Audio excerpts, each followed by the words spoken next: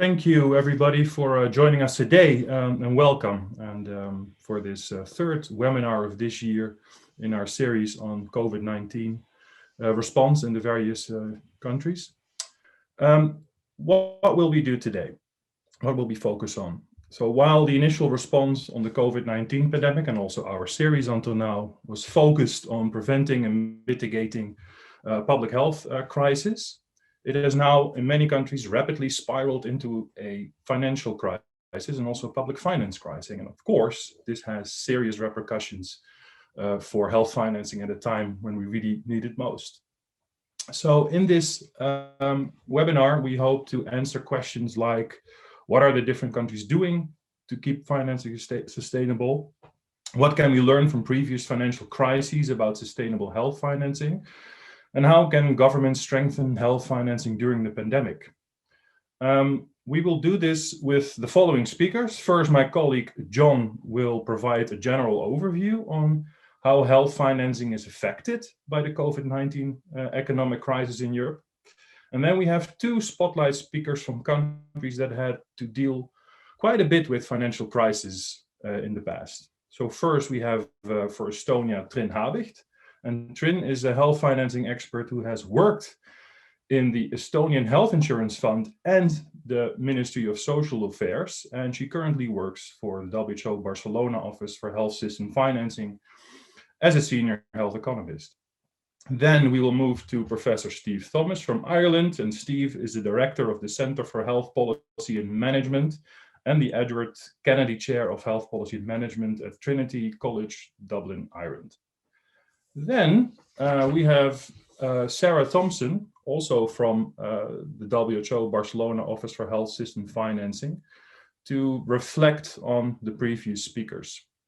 And Sarah has done a great deal on financing, especially also the financial crisis, also in a previous live with us here at the observatory. So she seems to be the right person to reflect on that and start off the discussion.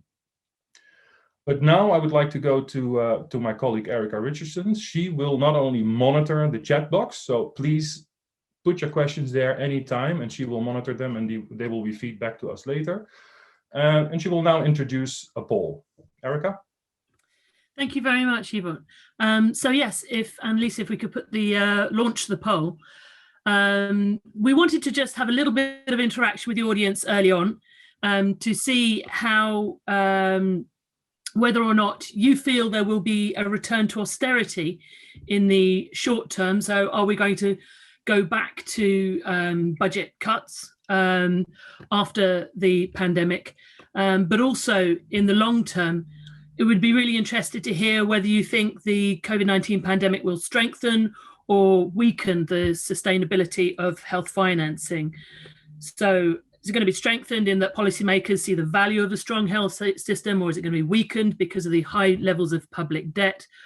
Or, maybe it's going to stay the same and it's not going to have long-term effects in terms of health financing, or it's perfectly okay if you don't know the answer, because one of the reasons you're here is to hopefully gain some insights.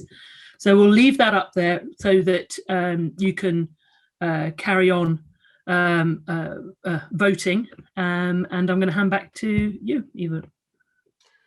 Thank you very much. So we will return to this poll after John, who is going to give now the overview. John, the floor is yours. Thanks, Eva. So I am going to talk about the economic implications of the COVID crisis, as well as talk about the public finance implications and consider what this means for health financing now and going forward in the future. So the first slide I want to show something that will probably look familiar to most of you. This comes from, this is 2018 data from WHO. This is public spending as a share of current health spending across Europe, across a selection of countries in Europe.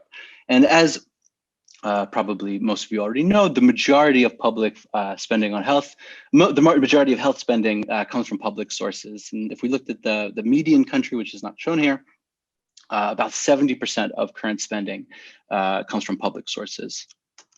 But just talking about public sources doesn't really tell you very much about the underlying, where this money is actually coming from. So here, a lot of times we like to split public spending on health into two categories, into social contributions, which are shown in red, and general tax revenues in blue. And the idea in social contributions, these come from labor market financing, usually employers and employees, oftentimes to social health insurance funds. And general tax revenues, these are more the general pool of taxes that reflect a wide range of types of taxes. And usually we leave it there. But of course, there's a lot more variability than that below the surface when we look at general tax revenues as well, in terms of how countries finance their health systems. So if you look at general tax revenues, there's also, we can think about this as being a mixture of taxes on income, which are shown in yellow, taxes on goods and services, so consumption taxes, which are in blue, and to a lesser extent, property taxes, which are in purple. We're going to talk later today we're going to hear more about Ireland and Estonia as two example countries, as Ewout mentioned. I think these are really interesting examples because both of these countries in the most recent year of data available spent similar shares of their health spending from public sources. Both spent about 74% from public funding, but the mix of where that money comes from varies a lot. So in Estonia, the majority of the spending comes from social contributions, shown in red. Whereas in Ireland, because it's mostly general tax revenues, it's a mix of taxes on income, taxes on consumption, which are in blue. So why does this matter? Well, if we want to understand how the economic crisis from COVID is going to affect health financing, we need to understand how countries are financing their health. So what are the component pieces of public finance? And then we need to look and understand how the crisis itself and fiscal policy measures affect the underlying revenue bases. So that's what I'm going to try and do in the remaining slides. I'm going to sort of talk about how the crisis thus far has affected these various components of public health financing. So the first is with respect to social contributions. So as I mentioned, this is largely linked to the labor market generally, so usually played by employers and employees. It's the predominant source of funding of health in Estonia, but also in Slovenia and Austria. And generally speaking, if you want to understand how well you're able to generate revenues from social contributions, you would look at the unemployment rate. And so if the unemployment rate goes up, it would mean you have a weaker labor market and you're probably generating fewer revenues from social contributions. Now, the problem in the current crisis is that while unemployment rates have gone up, many people who are out of work currently, they are furloughed. Their wages, at least in part, are being covered by government, and their social contributions also are being covered at some extent. And so the unemployment rate artificially is a little bit lower than we would actually expect. And so when we look at this and we see that unemployment rates are, most countries hovering between less than 10%, it doesn't look so bad. However, if we look at another indicator of labor market slack, which reflects not just the unemployed, but also the underemployed, people who are out of work, or who would like to be working and would be working if they could, but can't, we see that the situation is much more precarious. And so this raises questions about the ability to raise revenues from social contributions going forward after this sort of labor market support programs dry up. If we look at household incomes, so income taxes also are an important part of health financing. Countries like Denmark, Sweden, incomes, much like social contributions, which are being, as I said, being sort of subsidized by governments in many instances, incomes also, relatively speaking, have not been so badly affected so far by the crisis. So this shows in blue, Q1 2019 compared to 2020, in red, 2019 to 2020 for Q2, and in green, Q3. And you can see that the majority of countries that have had declines in household income, these have mostly happened temporarily. These were mostly in just Q2. And so when we look, for example, compared to consumption, which is really where the biggest hit has happened, we see that while income has fallen, it's really consumption that has fallen the most. And this is reflected also in having savings rates that are much higher currently on average than they have been in recent years. And of course, these declines in consumption have important implications. They're due to lockdowns and people being reluctant to spend money. But these have important implications for public finance and for health finance as well in countries that depend on consumption taxes like Hungary and Latvia. And some countries have also reduced their VAT rates, which then further exacerbates the ability to generate revenues from consumption. So what does this all meant for public finance overall? So this is this figure looks at from the top to the bottom. These are countries who at the very top have had the largest declines in their general government revenues in comparing Q2 of 2020 to Q2 of last year. And at the bottom are the ones that have had less of a decline. And on the right, this is showing the component parts of what's driving these declines. And so if we look, we see that the countries at the very top, like Cyprus, Greece, Croatia, the majority of the decline in general government revenues has been driven by falls in taxes on production and imports, so consumption. So it's really consumption that's driving things. If we look in red, which is net social contributions, these have fallen in many countries, not all of them, but they've fallen to a much less extent because they are being subsidized currently by general revenues. And if we look at the bottom, Estonia and Ireland, two countries again that we're going to hear from in a bit, these countries were not really, at least as of Q2, so badly affected in terms of their public finance and then so their ability to spend more on health and other public services. But for those countries that did have much more of a hit, they've been put in a position where if they want to continue spending on health and they want to continue spending on public services, they need to borrow on international markets. And so fortunately, the cost of borrowing is extremely low at the moment. So this figure on the left, this is 10-year bond yields for a number of countries that were viewed as being riskier in the previous financial crisis and had very high costs of borrowing 7 to 8 years ago, like Greece, Portugal, Italy, Spain. But even in those countries that were seen as risky previously, the cost of borrowing for them has really fallen dramatically. So that now it's I think Spain has negative interest rates, or at least had negative interest rates towards the end of last year. And if we look at the cost of servicing their debt on the right-hand panel, we can see that the costs of paying down interest on money that's been borrowed has been falling actually for quite some time. And so it's really never been cheaper before than it is now for countries to borrow and to finance their spending, including their public spending on health. So okay, so what should we expect going forward? So these are projections from the IMF from October. So these are before the second wave. So I think these are probably a bit more optimistic than perhaps they would be today. But we see in the left panel is real per person GDP, and the expectation is that even though there was a large hit in 2020, that once the vaccine rollouts are successful and once lockdowns are released, that there will be a bounce back, and that the economies in Europe will grow at a rate that is expected to be faster than they were growing, at least right before the pandemic.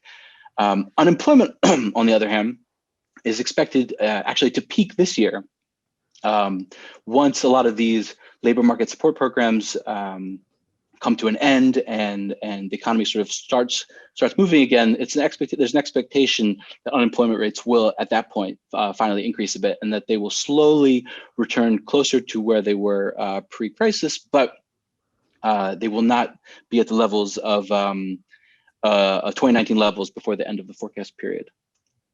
So to close, so what does this all mean for health finance and public finance?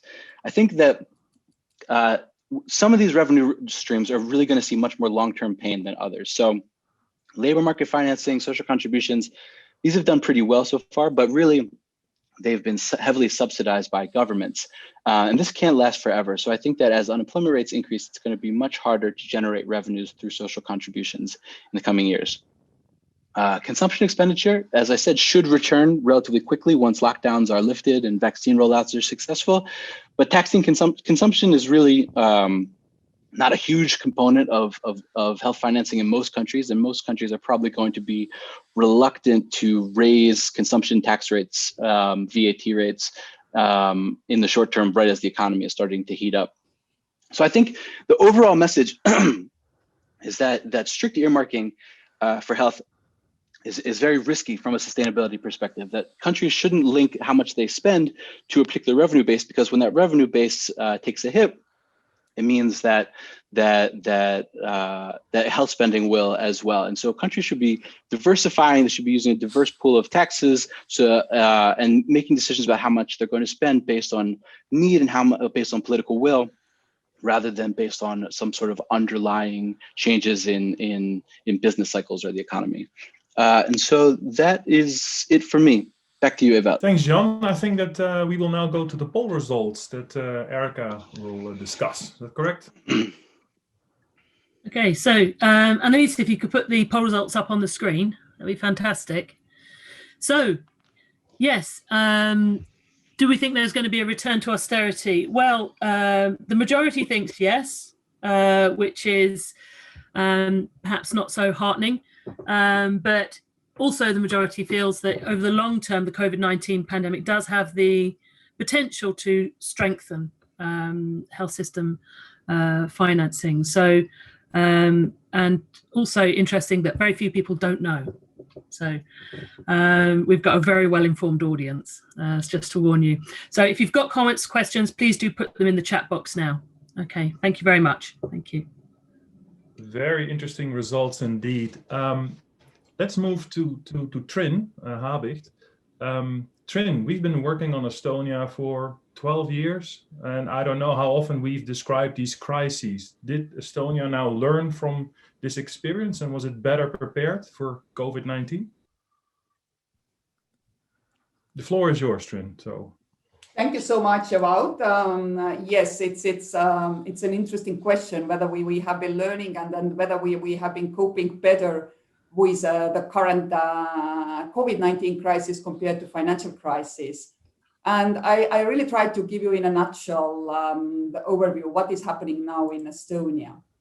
What you saw from John's slide is that Estonia relies mostly on social health insurance contributions to finance healthcare. What is interesting is that the expectation was that COVID-19 related economic crisis has a huge impact on contributions.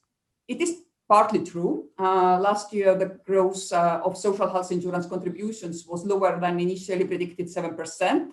But it remained around 3%. And then this year, it is expected to decrease due to increasing unemployment and slower growth of wages.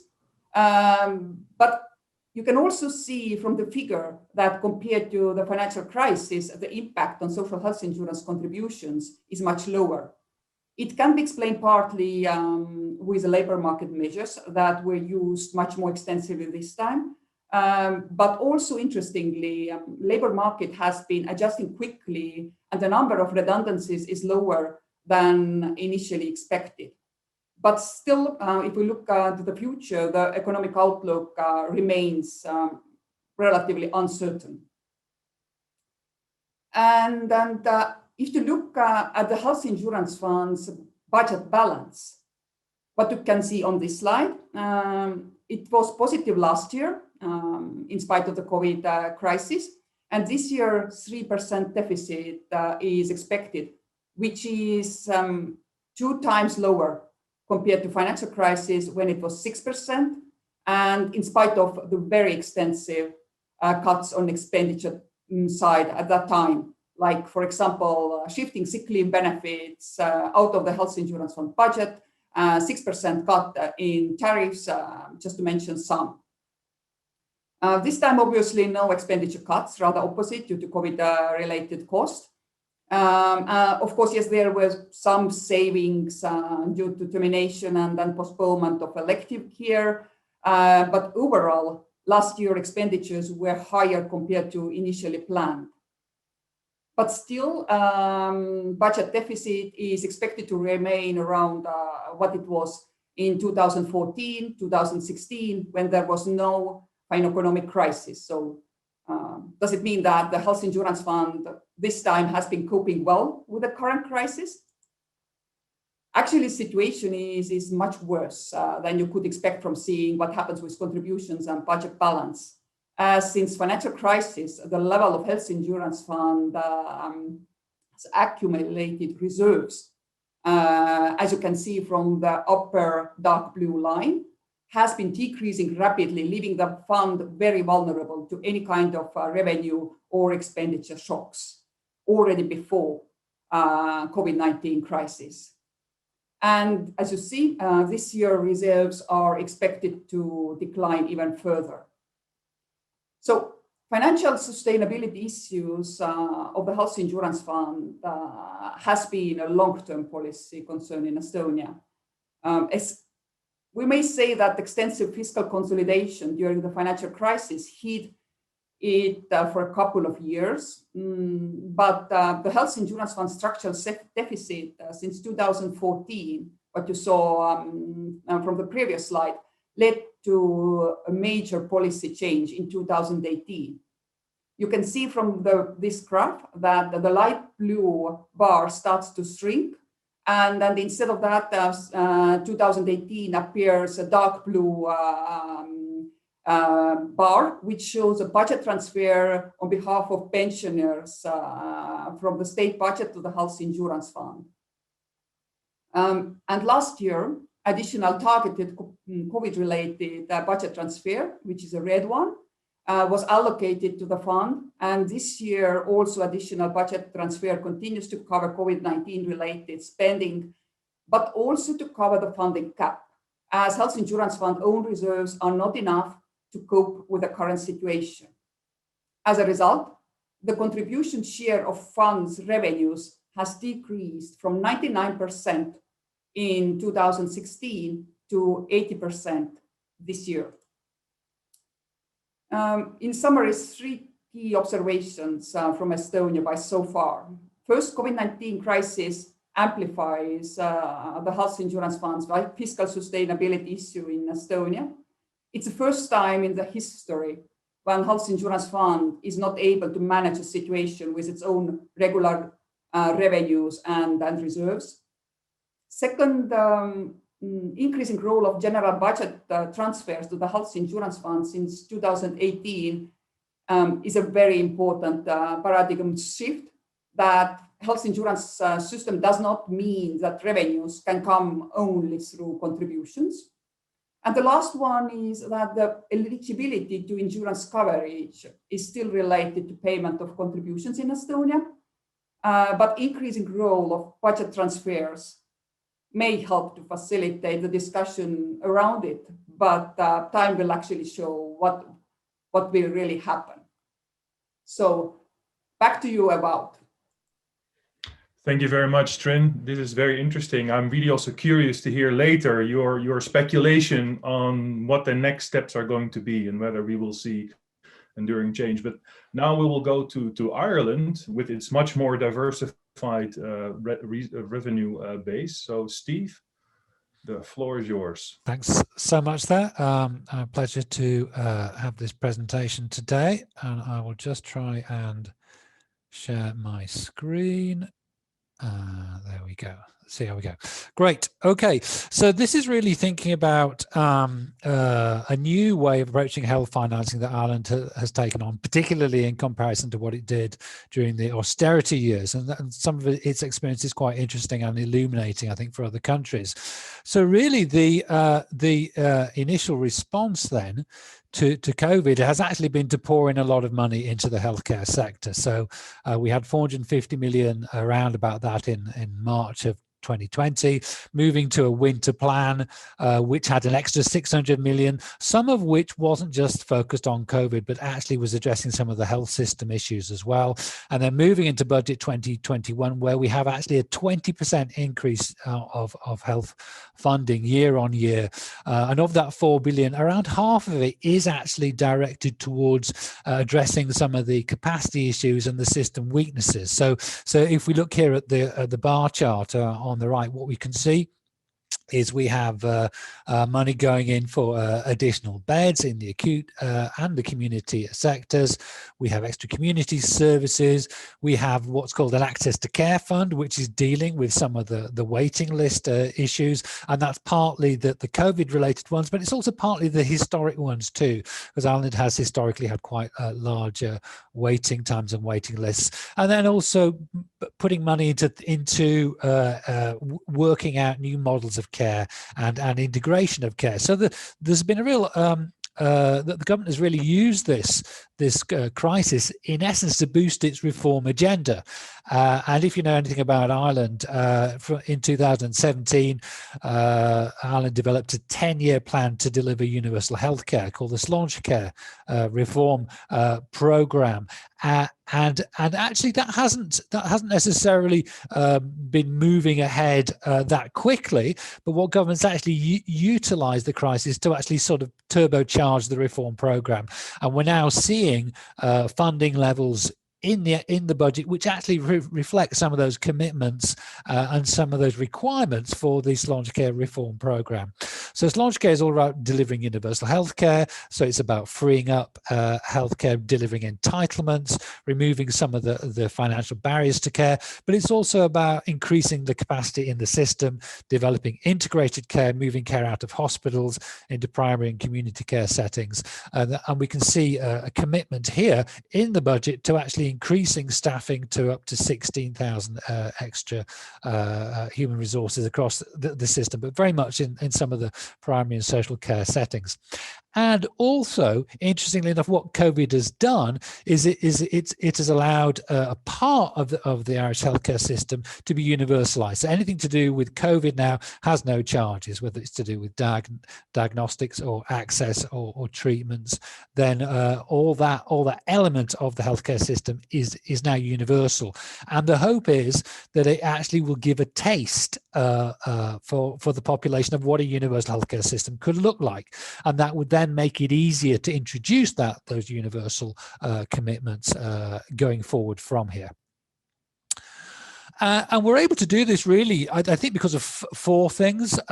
First of all, our economy is reasonably robust. Yeah, we had some hits, obviously, in the first half of 2020, but actually in the third quarter was a big bounce back, and that's partly because we have an economy very much based on with a lot of multinational investments in there.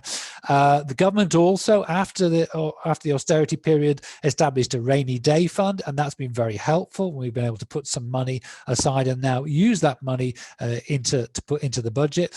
But in addition to that as well, a point that John made earlier is that our cost of borrowing have come down hugely compared to what they were during the austerity years. So our 10-year bond yield is almost zero, and also our debt to GDP ratio isn't too bad now either compared to where it was in 2010, 11, and 12. Not as low as it was in the early noughties, but we've certainly got a bit of room for manoeuvre.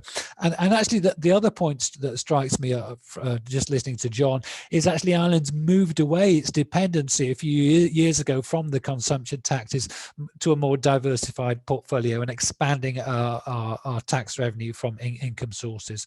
So I think all of that has allowed Ireland to actually use the crisis to bolster reform and to boost healthcare financing. And with that, I will stop. So thank you very much. Thank you very much, Steve. A very interesting experience there. So we can see that there is a difference between this crisis and the one 10 years ago. So I'm really also curious to hear Sarah's take. So Sarah? Afternoon. So 5 years ago, the WHO Barcelona office and the observatory published a study looking at the impact of the 2008 economic crisis on health systems in Europe. And I'm going to highlight today 3 lessons that we might learn from that experience. The first lesson is that the context today is really quite different in many ways. As John and now Steve, looking at Ireland, have pointed out, the costs of borrowing are really, really very low. And I think this completely transforms the fiscal landscape. Austerity is widely discredited. This is the idea that you can cut your way out of a recession. Everybody now, from the IMF to the European Union to the Financial Times, acknowledges that austerity was a mistake, and it's a mistake that should not be repeated again. And one reason why people understand now what a mistake it was is because we know that cuts have consequences. So in response to the 2008 economic crisis, many countries across Europe cut public spending on health with clear negative outcomes. There were increases in waiting times, there were reductions in access to health services, and also increases in financial hardship and catastrophic spending on health, particularly by the poorest households. So I think because the context today is different, we can be, there are reasons to be optimistic, but we don't want to be complacent. Austerity, it's possible that not all ministries of finance have actually read the memo, and it could be one of those ideas that we like to think is dead, but actually keeps coming back to life. Also, the starting point for a lot of health systems in Europe today is really much worse than it was in 2008. Many countries have been through a decade of austerity. Most countries have had much slower investment in the health sector in the last 10 years than in the previous 10 years before that. So in many health systems in Europe, there's just no slack at all. And on top of that, of course, there's been the pandemic and the backlog in access to essential services caused by widespread postponement or cancellation of many health services. So I think that we can be cautiously optimistic today. Things are very different, but we shouldn't be complacent because there are real challenges ahead. The second lesson is that we should really fix some things that are clearly broken. Health financing in many countries in Europe is actually designed to be cyclical. It is designed to be cyclical. Countries that rely really heavily on the labor market, on employment to finance their health systems will find that as the economy shrinks, their revenue automatically shrinks. In many of these countries, entitlement to healthcare is actually linked to income or payment of contributions. And this means that just as people actually need their entitlement, they may lose it because you lose your job or your wages are falling and you can no longer afford to pay your contributions. I think that nobody designing health financing today would design a system that looks like the health financing that many countries in Europe have. So this is a clear thing, something that is clearly broken and needs to be fixed. What can countries do about it? Well, health financing can be made much more resilient if countries are willing to diversify their public revenue base, move away from heavy reliance on the labor market, relying much more on general government financing. And France did this in the 1990s, and other countries have followed suit since then. It's also really important for countries to de-link entitlement from income, as in Ireland, or from payment of social insurance contributions. These problems are absolutely not new. They were there in 2008 in the previous crisis. Countries introduced temporary measures, temporary fixes then, but they didn't fix the problem entirely. And so when the pandemic began last year, many countries were forced again to introduce temporary measures. And I think that many of us would argue that it's now time for those temporary measures to become permanent change. And a third and last lesson for me today is that we can really be smarter this time around. We know a lot more now than we knew 10 years ago. And countries are really showing what it's possible to do when there's political will to make changes. So you just look at the experience of Estonia, look at Ireland, and look at Cyprus. We have just published a report on financial protection in Cyprus, and I think it's really an important story for our times. So before the 2008 crisis, Cyprus had really significant gaps in coverage. Then the crisis came. Cyprus was under an economic adjustment program, and it introduced quite severe austerity measures in the health sector. These austerity measures widened gaps in coverage. They increased waiting times, they increased unmet need for healthcare, and they increased catastrophic spending on health. But once the crisis had passed, Cyprus not only reversed the austerity measures, it went further and it introduced reforms that actually de-linked entitlement to healthcare from income and from payment of contributions. They reduced user charges and they increased protection for poorer households. And as a result, when the pandemic started in 2020, Cyprus was in a much, much better position to face that challenge. It's not just that countries are showing what is possible. People really expect more from government. People expect governments to invest in better protection for them and in making health systems much more resilient. We just can't ignore the inequalities that this crisis has really made very, very visible. Huge inequalities, not only within countries, but also across countries in Europe and globally. And I think in order to address this important and substantial challenge, we really need to have joined up thinking at the level of government. Yes, we need to be advocating for more and better investment in health systems, but we also need to advocate for better social protection systems. And very, very importantly for the subject today, we need to advocate for better tax systems that are much more effective, so they're able to raise revenue, particularly in the poorer countries in the region, but also tax systems that are much fairer and more progressive than at present. And this is because last time we know that the financial burden was really shifted onto households, the poorest households in many cases. And this time it's important that the financial burden should be borne by those that have the biggest shoulders. Thank you, and back to you, Evat. Thank you very much, Sarah. I think this is very clear. Let's go now to Erica, because she's been monitoring the chat box. I tried to do that as well, but it was difficult because I was, of course, paying attention to our speakers today mostly. And there was quite a bit of activity. So Erica, maybe you can give us a bit of an overview, and we can maybe get back to you later if there is more coming in, but just to get us started. Yes, right. So straight off the mark, thank you everyone for your comments and questions, and please do feel free to carry on the discussion in the chat box. In terms of questions for the panelists, there are some technical questions about, for Trin, for example, on whether or not there were legal minimum reserves for the health insurance fund in Estonia, but also sort of much bigger questions, such as if with the extra money that's coming into health budgets in some countries, how should we be spending these extra funds in order to maximize our impact? So what would you say the best buys would be? And is there a role for the European Union in helping countries fill gaps in healthcare budgets? What would you see the role of the European Union being?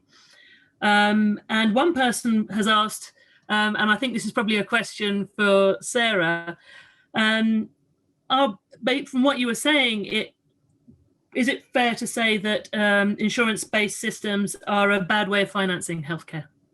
So that's, I think we should leave it at that, and then we'll come back to the chat box in a bit. Okay, so shall we first then start with a more broad question about how to spend those extra funds that are coming in at the moment? Maybe John, would you like to go first, and then we go to Trin and Sure. Steve?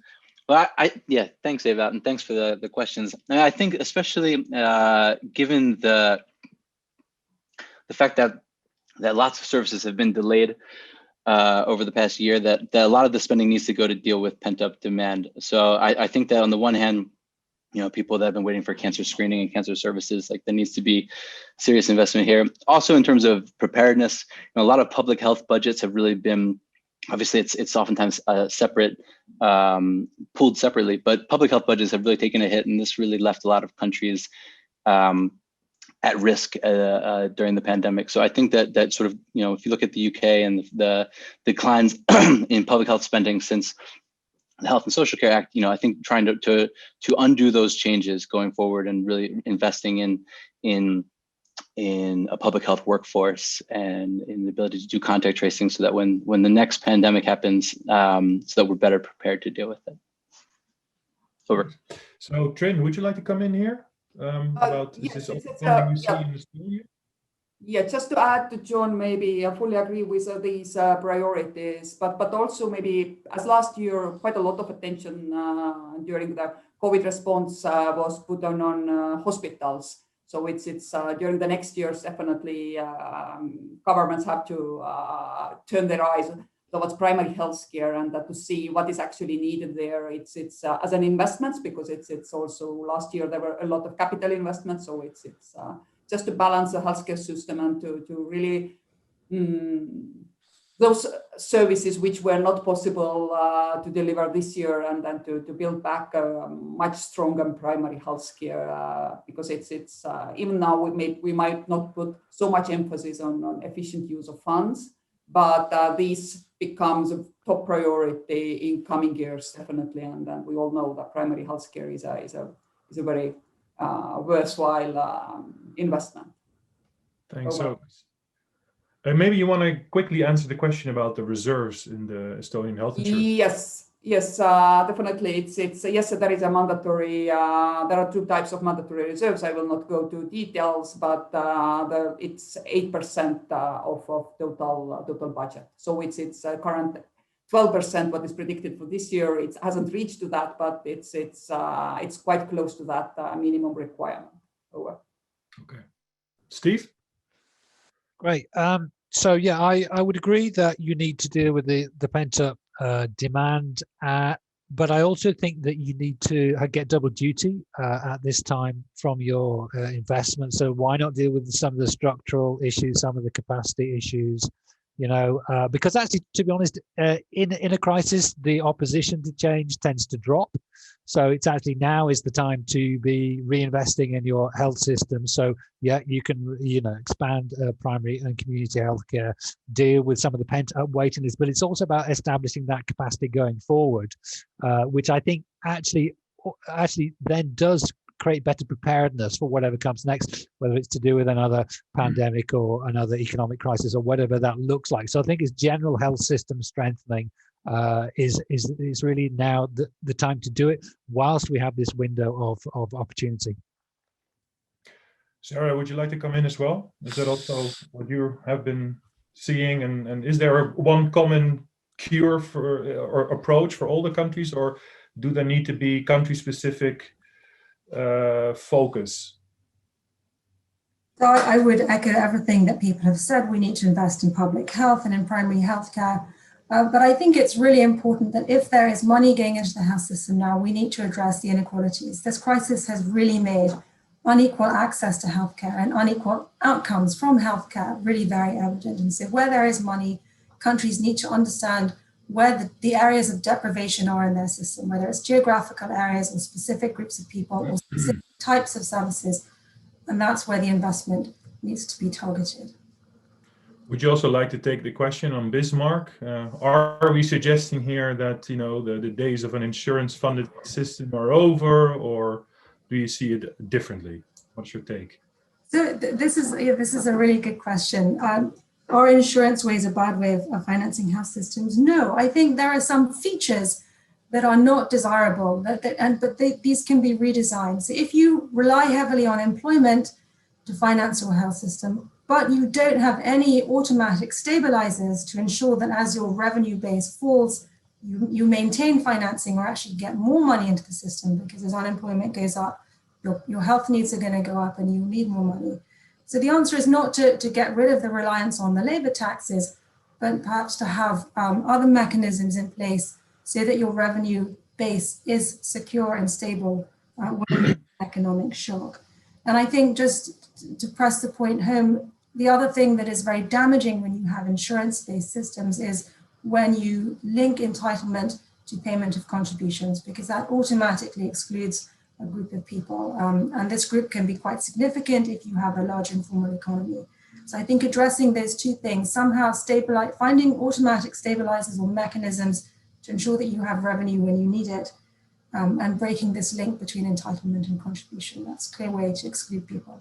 And of course, there are insurance countries doing that. And by doing so, it seems that there is more convergence between, the traditional idea of Bismarck and beverage. And maybe those labels aren't that helpful anymore to explain differences we see in health system. How do you see that? Yeah, absolutely. I mean, John tried to show that in his slides today. Most of these countries that we would think of as Bismarckian actually rely a lot on government revenue to finance their health system, even though it's packaged under the label of social health insurance. So there is a lot of convergence across countries in that respect. Yeah. Okay. Let's go back to Erica, perhaps. I mean, I know that there are comments or questions coming in, so perhaps you could Yeah, they're coming in thick and fast, and some really quite big questions, I like big questions. coming through. Yep. So one sort of like going back to something that Sarah said at the end of her presentation is, how much do we think people are actually willing to pay for healthcare? And, you know, is that something that we should be concerned with? Also, is there room, you know, in terms of our health systems, and has the pandemic highlighted any particular areas where efficiency gains might be made? And also a particularly interesting question about what I'm going to, in a rather lay way, talk about as sin taxes. So soda taxes, taxations on tobacco and alcohol, and whether or not they would be a good stream for financing health systems. Okay. Perhaps, John, would you like to come in here? You can take either one, but maybe you want to say something about these potential for efficiency gains. Is that what that we're saying here, or is this not the time to go for efficiency gains and we should just spend? Thanks, Ava. Yeah, I think this is the time to just spend, actually. I mean, I think that there's a real danger in using the crisis as an opportunity to say, okay, a lot of services have been cut.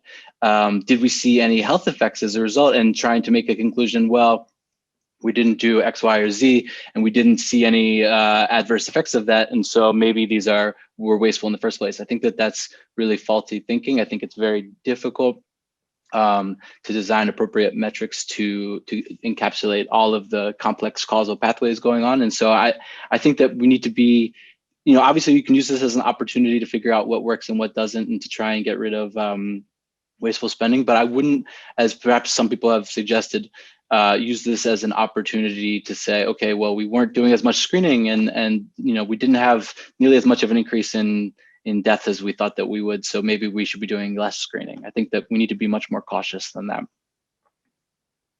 Okay, thank you. Trin, I know that in Estonia, there's always been an incredible focus on the efficiency, or a concern about the efficiency of the health system, where probably on many metrics, the Estonian system was always very efficient. And I think I heard you talking in your presentation again about efficiency.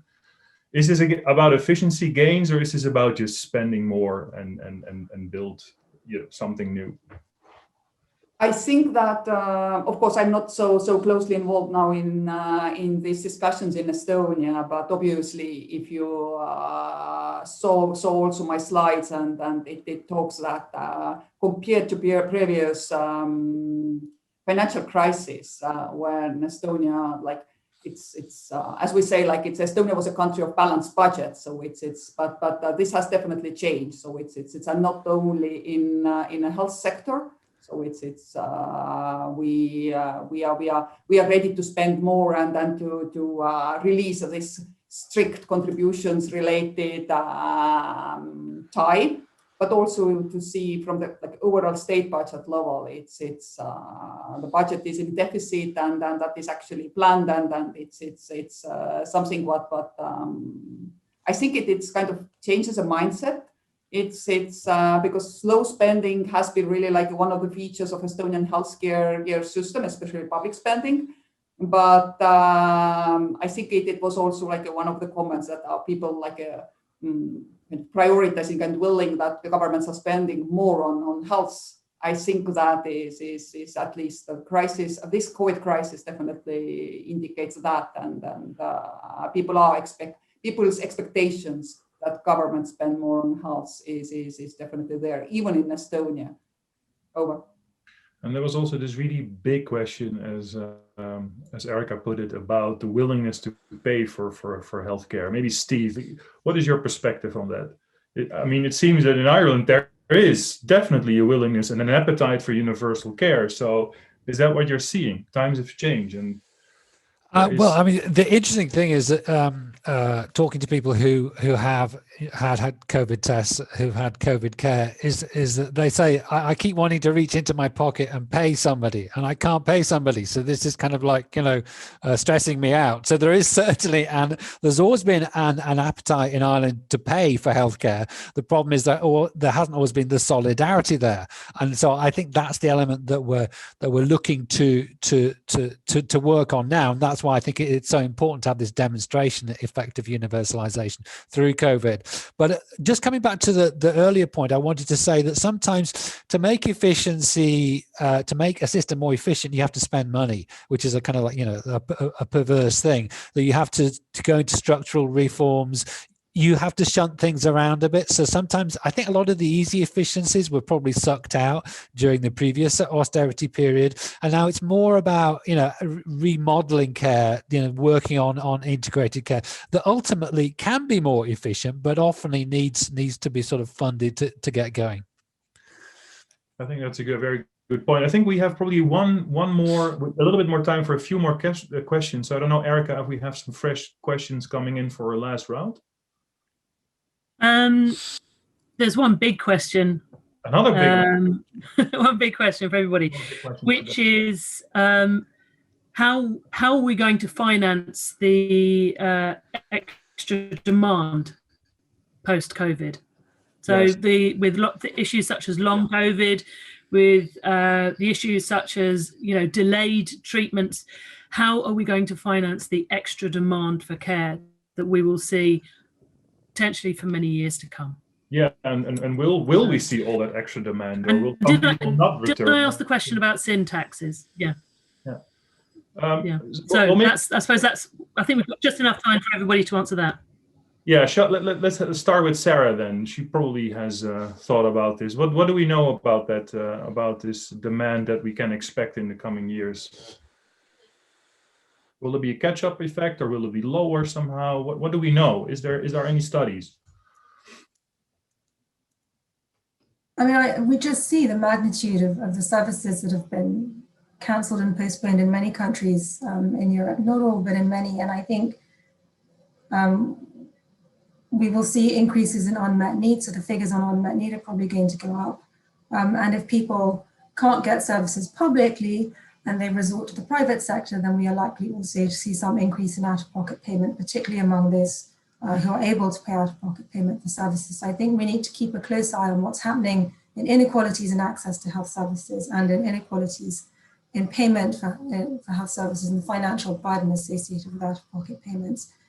Looking at, I mean, there's just no doubt that health systems are going to have to work harder in order to address this. And I think it's not just that there is a backlog of services, but we have a health workforce that is really exhausted from having to deal with this crisis. And in countries, certainly in my country, massive workforce shortages also.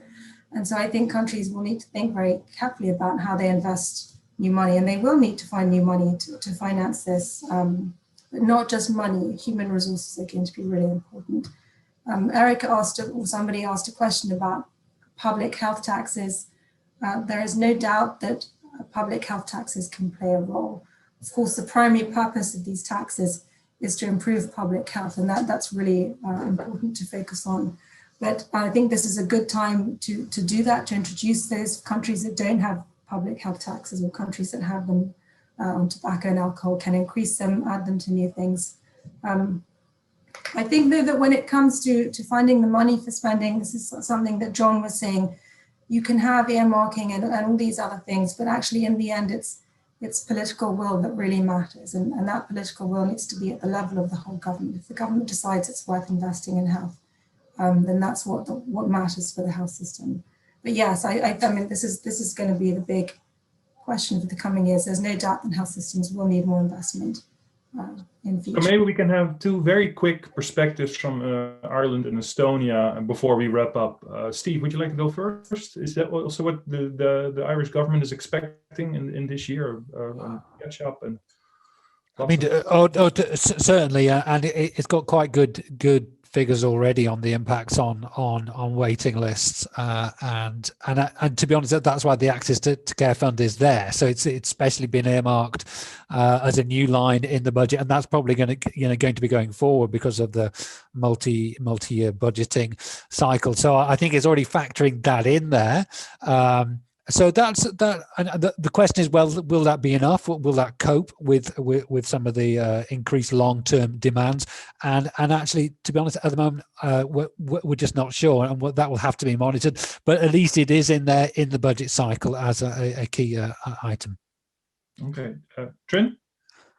Yes, as you saw from slides, it's this year government allocates additional kind of budget transfer for COVID response, but not only, but also for the funding gap, to cover the funding gap of the health insurance fund. And this is kind of this thing happened first time in a history, and it definitely changes the way how we see health insurance fund and its role.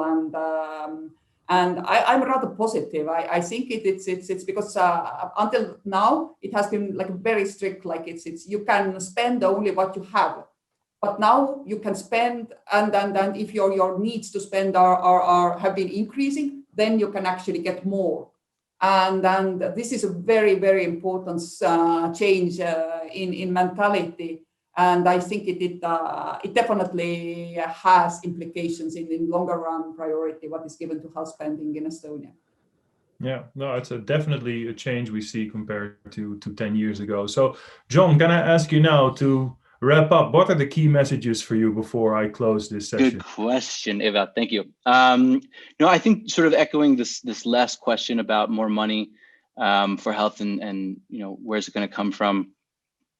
I think countries did an amazing job mobilizing resources to respond to the pandemic. They spent unbelievable amounts when you look at that per person spending on the pandemic response relative to how much countries spent in previous years.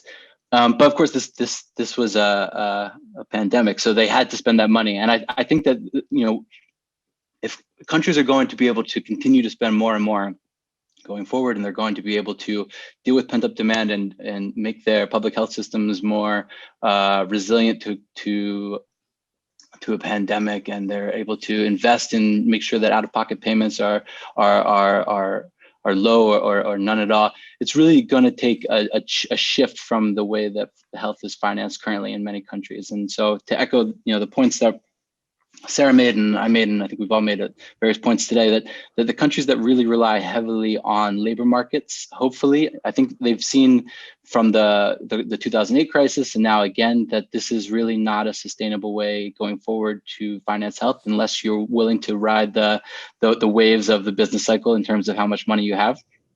And so I think health financing, but also public finance needs to look for other sources of revenues that are less cyclical. So whether that's looking at wealth taxes, so property taxes, of course, have a very small role to play in public finance, a very small role to play in health financing, but they're incredibly stable because property doesn't just disappear. And wealth taxes as well as being asset based on taxing assets, not based on taxing flows. It's potentially less susceptible to business cycles and help to deal with issues with inequalities as well. So I think, that's my key message is really that there needs to be a change going forward in how revenues are raised, especially in these countries that rely heavily on earmarked labor market taxes. Thanks, John. Very clear. And I think that we at the Observatory will be monitoring these responses and keep reminding countries of these messages going forward.